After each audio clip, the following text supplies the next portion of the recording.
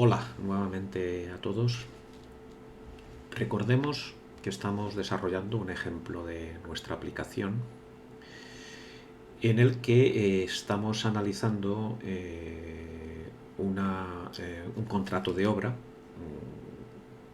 compuesto de lo que hemos venido a denominar unidades básicas de la empresa, que en este caso hacemos coincidir con las unidades de obra del contrato que estamos ejecutando. En el vídeo anterior hemos analizado el indicador de gestión asociado a la actividad, o sea, a la unidad básica constituido por esta primera unidad de obra. Como digo, hemos analizado la producción externa y en el vídeo actual vamos a analizar los componentes o apartados que nos van a definir dentro de esta unidad básica, o sea, dentro de esta unidad de obra, el concepto del indicador de gestión costes directos, ligado con los costes directos.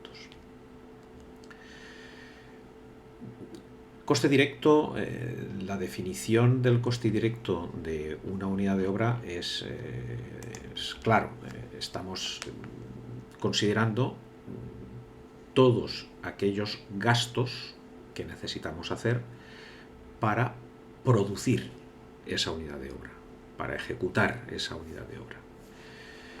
El enfoque que le vamos a dar en nuestra aplicación al cálculo de ese coste directo es el mismo que se plantea el jefe de obra o el responsable del contrato, en este caso el jefe de obra, para identificar o programar cómo debe ejecutar esa unidad de obra.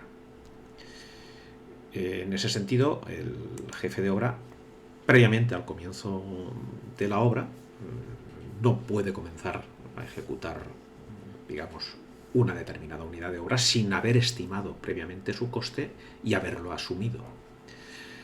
Entonces, el jefe de obra, lógicamente, previamente al inicio de la obra, pues ha de hacer una estimación lo más aproximada posible de qué coste va a tener esa unidad de obra. Esta pestaña que he abierto aquí forma parte del archivo que hemos considerado el formato que vamos a utilizar en todas las unidades básicas. Esta pestaña es resultado. Aquí el jefe de obra no ha de introducir nada. Recordemos, tal como dijimos en los anteriores vídeos, que las únicas pestañas en las que se deben introducir datos, el jefe de obra tiene que introducir datos en nuestra aplicación, son esta de detalle del coste directo unidad 1 y esta de la mano de obra propia unidad 1. El resto de pestañas son resultado. Pero esta es muy gráfica porque recoge el coste que tiene estimado el jefe de obra en base a haber hecho en los correspondientes apartados que conforman el coste directo, el indicador del coste directo, pues el jefe de obra habrá llegado a la estimación del coste previsto para esta unidad de obra. De hecho, este cuadro recoge, por un lado, el coste directo estimado para esta unidad de obra, la unidad de obra que, recordemos, está identificada por su referencia, por su código de referencia, y en este caso en concreto, pues tiene estimado que para la ejecución de esta unidad pues tiene previsto un coste unitario, coste directo unitario, o sea que cada metro lineal, esta unidad se mide por metros lineales, cada metro lineal de la unidad que tiene que ejecutar, cada metro lineal tiene estimado para cada metro lineal un coste directo de 580,30 euros. Este dato, evidentemente, lo ha obtenido tras el análisis de todos los apartados que componen ese coste y que iremos analizando. Es importante este cuadro en cuanto a que es un cuadro resumen, donde por un lado refleja el coste directo estimado por el jefe de obra y luego la distribución que ese coste tiene en base a los diferentes apartados o componentes de dicho coste, dividido por los apartados clásicos que habitualmente se utilizan por parte del jefe de obra, que son la contabilización de los materiales que son necesarios para la ejecución de esa unidad de obra, la mano de obra necesaria, la maquinaria necesaria y, en el caso de que exista, la subcontrata necesaria. En este caso, esta distribución viene a reflejar que se han utilizado los 4 apartados en la estimación del coste. Este es el coste estimado para el global de la obra. Y luego, en este lateral derecho, lo que tendríamos es el coste directo a origen real del coste directo unitario, evidentemente, a origen real que tenemos de esa unidad de obra.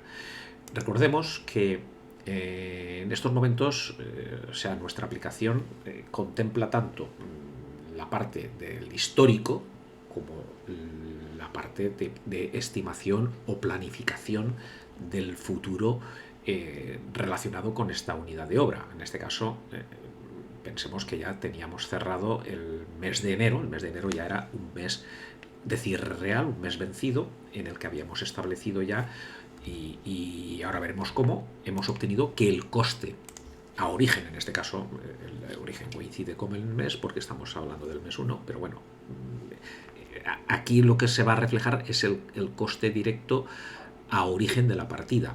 Quiero decir, en el segundo mes pues lo que vendrá es acumular los costes reales de los 2 primeros meses, en el tercero de los 3, etc.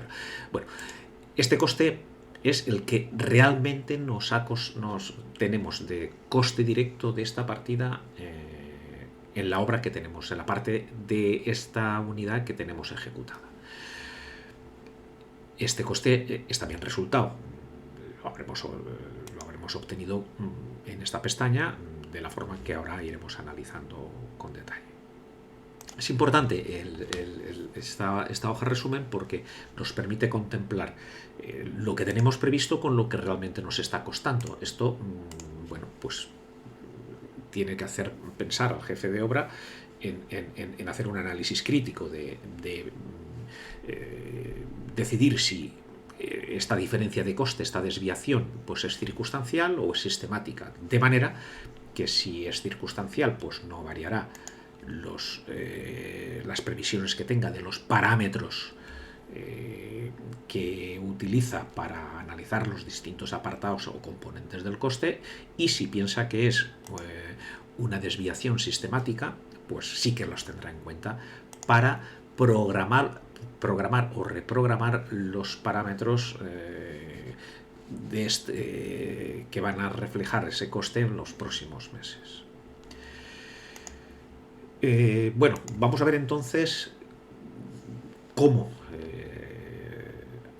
analiza el jefe de obra, cómo obtiene el jefe de obra el coste directo de esta unidad. Bueno, lo que tiene que reflejar aquí es, primero, ha de tener claro qué es cómo va a ejecutar la unidad, y en base a eso, pues reproducir e intentar estimar las distintas componentes de ese coste. Empecemos por los materiales.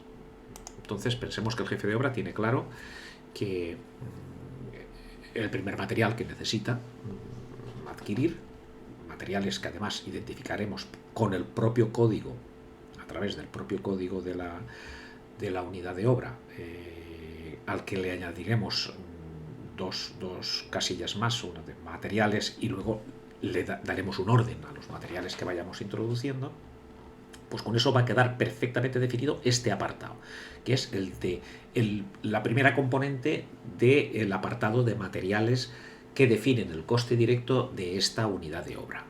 Unidad de obra que, recordemos, es nuestra unidad básica a identificar en nuestra aplicación y que vendrá a definir el coste directo, que es el indicador de gestión que necesitamos, en este caso, identificar. Bueno, pues el primer material a comprar, a adquirir o a considerar es, vamos a pensar que es acero en barras corrugadas para armar.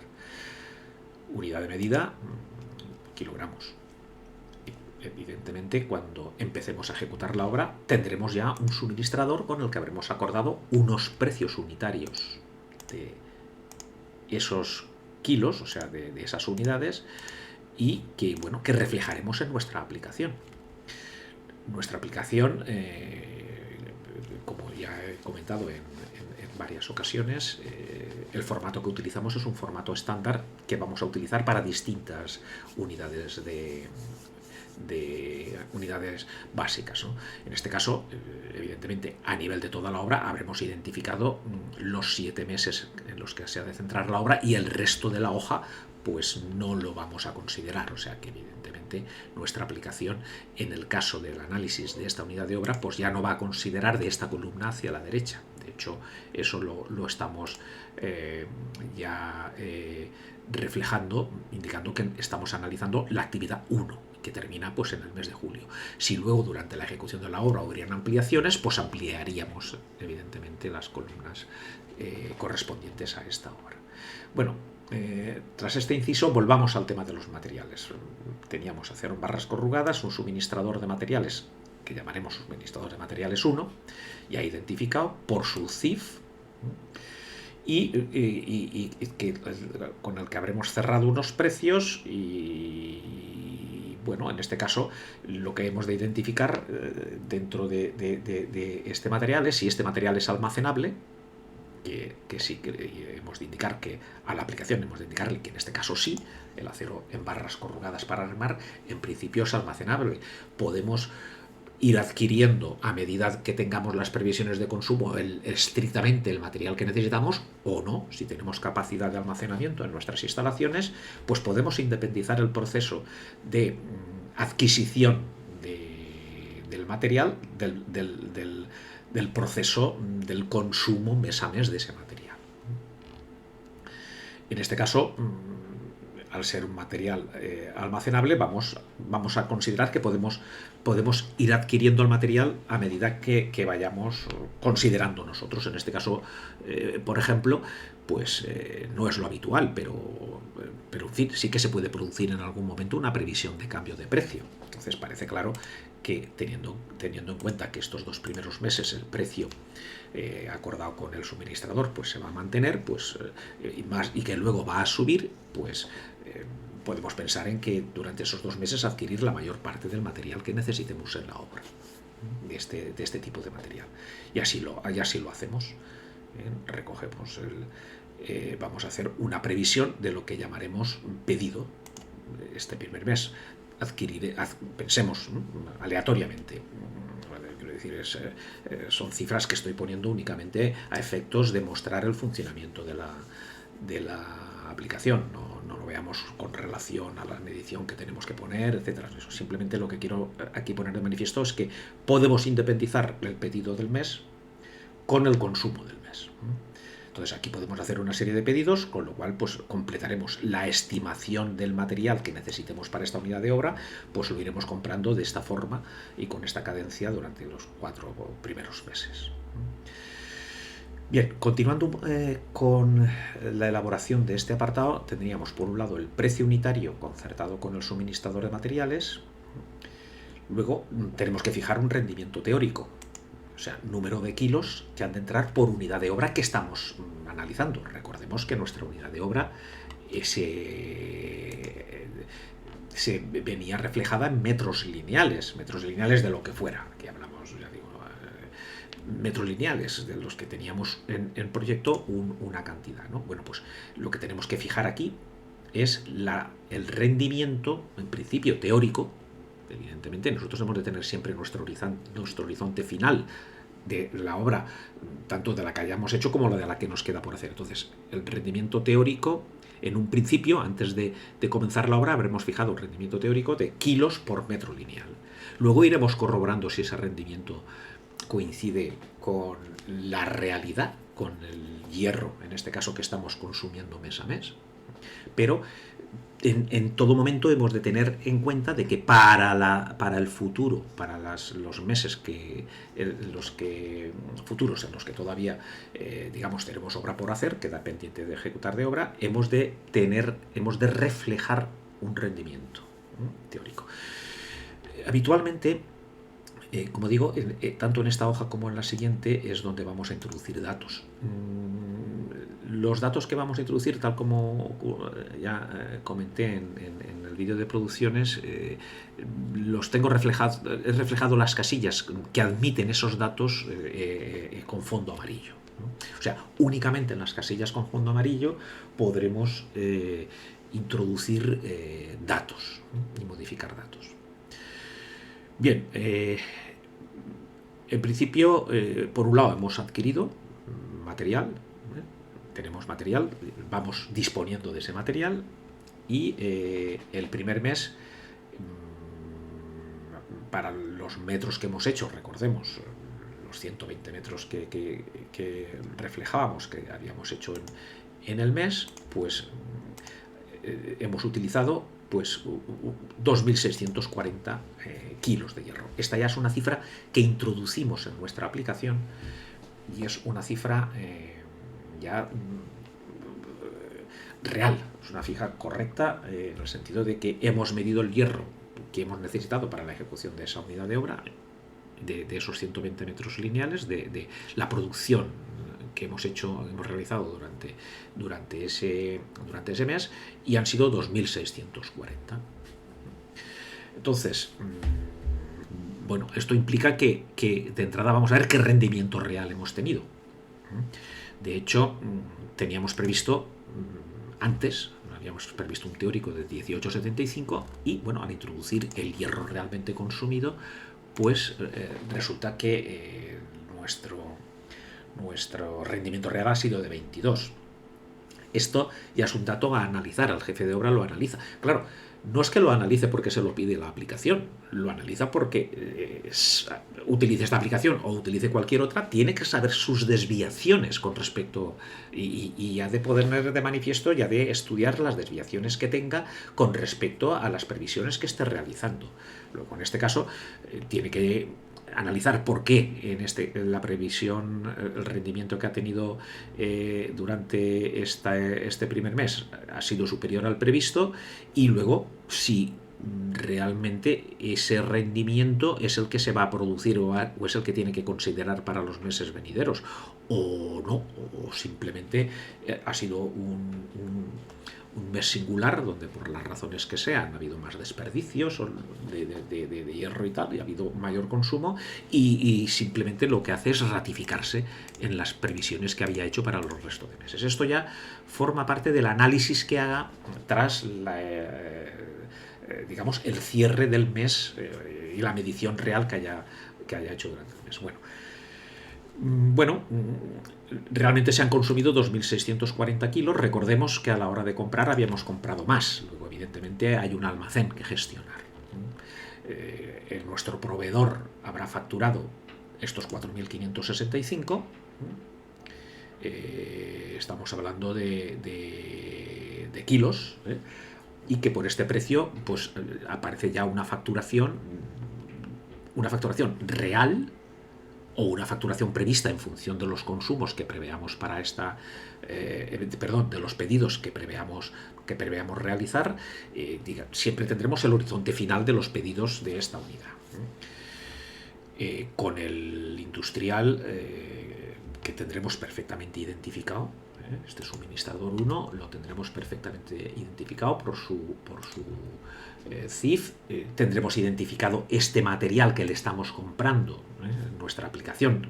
Cuando decimos en nuestra aplicación, lo tenemos identificado en nuestra empresa, pues a través de esta referencia, que recordemos que es la de la unidad de obra más materiales 001 que hayamos introducido.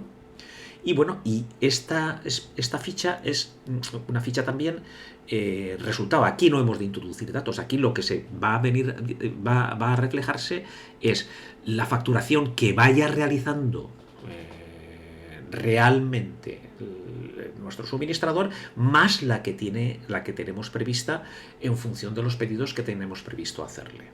Entonces esto, digamos, los datos que vayamos introduciendo aquí se vendrán reproducidos exactamente en la ficha correspondiente a ese proveedor. Bien, como digo, aquí hay una gestión de almacén que hacer, que la propia aplicación evidentemente la hace. Para ello, si el pedido ha sido de 4.565 kilos y hemos consumido 2.640, lógicamente nos queda en almacén la diferencia, 1.925. Bueno, pues nuestra aplicación ha de ser capaz de tener en cuenta esto, de manera que para el consumo previsto en el mes siguiente, pues por un lado eche mano la aplicación del almacén del material que ha tenido, que está almacenado, más el procedente del nuevo pedido, y así sucesivamente. Entonces esa formulación pues no es compleja, lo que pasa es entretenida. Aquí la aplicación la contempla pues para un máximo de 4 meses de diferencia entre, como máximo, digo, entre el momento en que se adquiere el material, se produce el pedido, hasta el momento en que se consume. Y eso, lo de los 4 meses exclusivamente es por operatividad, porque claro, si para 4 meses necesitamos 8 filas auxiliares de formulación, pues si vamos, por ejemplo, a 5 meses, ya creo que se necesitan 13, y esto, pues, quiero decir, podríamos, si cuantos más meses queramos contemplar como máximo entre el momento en que se pide un material y se consume, por ejemplo, un año, pues más filas auxiliares consumiremos de la hoja Excel, que a los efectos de una hoja Excel pues es poco operativo. Eso no significa nada. Es decir, si queremos que contemplar pues almacenes para que podemos gestionar, que podemos mantener el material en el almacén durante más tiempo, pues simplemente es completar con más filas auxiliares en cualquier software que no sea exclusivamente una hoja de cálculo, pues que tiene sus limitaciones, digamos que utilice cualquier empresa, cualquier software de empresa, se podría perfectamente trabajar con decalajes de un año o incluso más entre el momento en que se pida un material o se consuma. Aquí lo hacemos exclusivamente a nivel de 4 meses, que creemos que es suficientemente significativo, y por ello introducimos este concepto, esta fila filtro, en donde aparece OK en el caso de que efectivamente las previsiones que tengamos de consumo pues se correspondan con ese máximo de 4 meses de los pedidos. Si en algún momento no se cumple ese límite de los 4 meses, pues aquí nos aparecerá más de 4 meses, o sea, una advertencia, pero vamos, que no es el caso.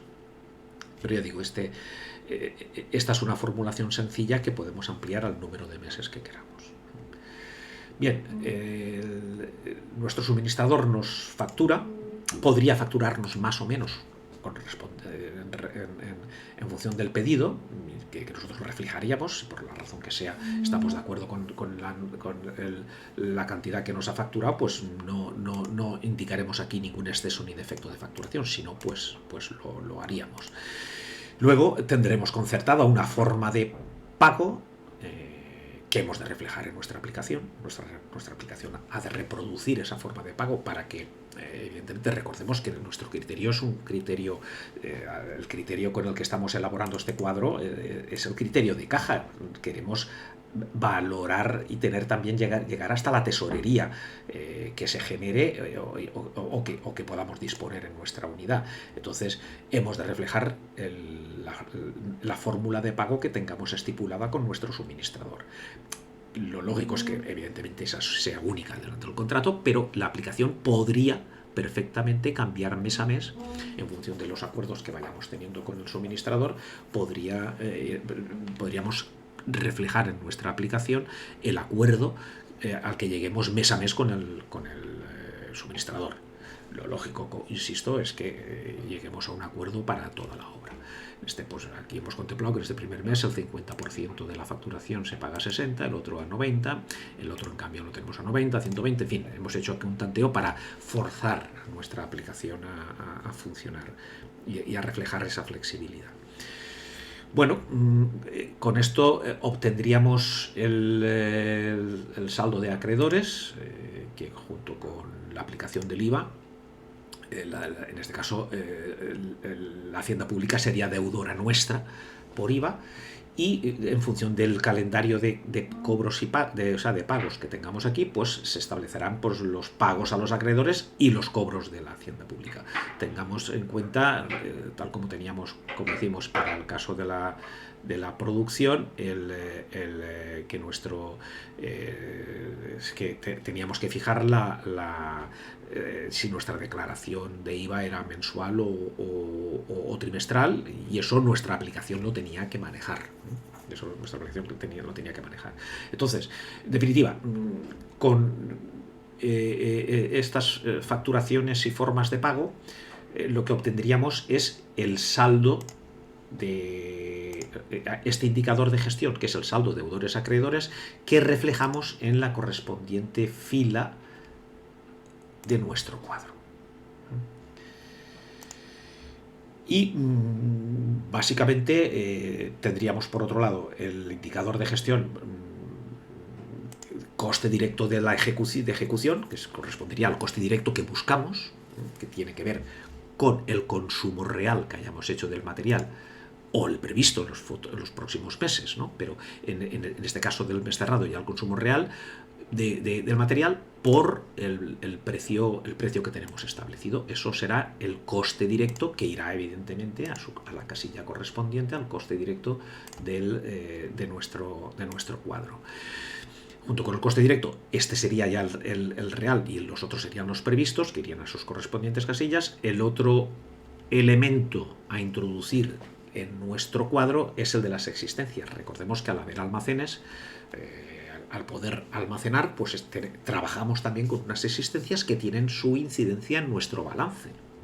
Entonces, las existencias, en realidad la variación de existencias, que por supuesto las existencias al final han de ser cero, y la variación de existencias, evidentemente, la suma final ha de ser cero.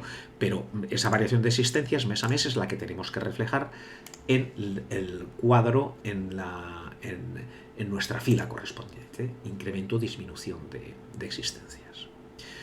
Pues con eso completaríamos la aportación que tiene este apartado de materiales 001, a los indicadores de gestión que tienen incidencia en el coste directo. Y recordemos, a los indicadores de gestión asociados a esta unidad de obra. En concreto, este concepto de materiales incidiría, pues, como hemos dicho, en el saldo de deudores acreedores, en el coste directo y en la variación de existencias. Con esto tendríamos analizado este primer elemento, tanto en su parte de consumo real que hayamos tenido, o sea, de la incidencia sobre esos indicadores de gestión real que ya hayamos, porque ya estamos hablando de un mes vencido, como la futura. Vamos a tener siempre el horizonte final de toda la obra en nuestra aplicación. Pues bien, lo que está claro es que el analizar el resto de materiales es exactamente el procedimiento es el mismo. Podemos pensar que en esta unidad de obra necesitamos solo un material como si necesitamos 20. El tratamiento va a ser el mismo. En concreto, si tenemos un segundo material, pues la forma de análisis sería la misma. En este caso, la unidad de medida es el metro cúbico. Tendremos otro suministrador o el mismo suministrador de materiales que tendremos identificado con su correspondiente ficha aquí, en estas materiales 2, y en este caso suministra hormigón de limpieza. Pues lo mismo, habremos fijado un precio unitario del metro cúbico, tendremos que fijar un rendimiento en principio teórico que tendremos que contrastar con el real, En este caso, por ejemplo, hemos puesto aquí 1,03 y luego en la realidad hemos consumido 150 metros cúbicos, en realidad hemos consumido 1,25. Lo mismo, el jefe de obra tiene que pensar si la incidencia de ese rendimiento ha sido circunstancial o es sistemática y la tiene que contemplar en el resto de rendimientos que quedan en las unidades de obra que quedan por hacer. Bien, también podríamos tratar de si este material es almacenable o no. Evidentemente este material no es almacenable, pero bueno, a efectos de la aplicación y para complicar más el tema, pues pensamos que sí, que imaginemos hipotéticamente y ficticiamente que este hormigón de limpieza es almacenable, con lo cual podemos independizar el proceso de compra del proceso de consumo, tal como habíamos hecho en el caso anterior. Bueno, pues con ello, la forma se nos facturaría en función de los consumos, tendríamos una forma de pago, con lo cual aparecería el índice de saldo, el saldo de deudores acreedores, que ya sería uno de los indicadores de gestión en los que intervendría este concepto de materiales. Tendríamos el coste directo, el real producido más los estimados, y lo mismo la variación de existencias, y así con el resto de materiales. Este tercer material, pues estamos hablando de mortero tixotrópico, le decimos este caso no es almacenable. Evidentemente en este caso pues tendríamos nuestra incidencia en la incidencia, o sea, en el saldo de deudores acreedores, en el coste directo, pero no habrían existencias, ya que no estamos trabajando con almacenes. Con esto tendríamos ya analizada la incidencia que este apartado de materiales tiene sobre los indicadores de gestión del coste de esta unidad de obra. Luego continuaremos con la mano de obra, o sea, con el resto de apartados: mano de obra, maquinaria y subcontratistas. De momento vamos a dejar el vídeo aquí y dejaremos para el próximo el análisis de los otros apartados que conforman este coste directo: la mano de obra, la maquinaria y la subcontrata. Pues nada, dejamos el vídeo aquí y nos vemos en el próximo. Un saludo, hasta luego.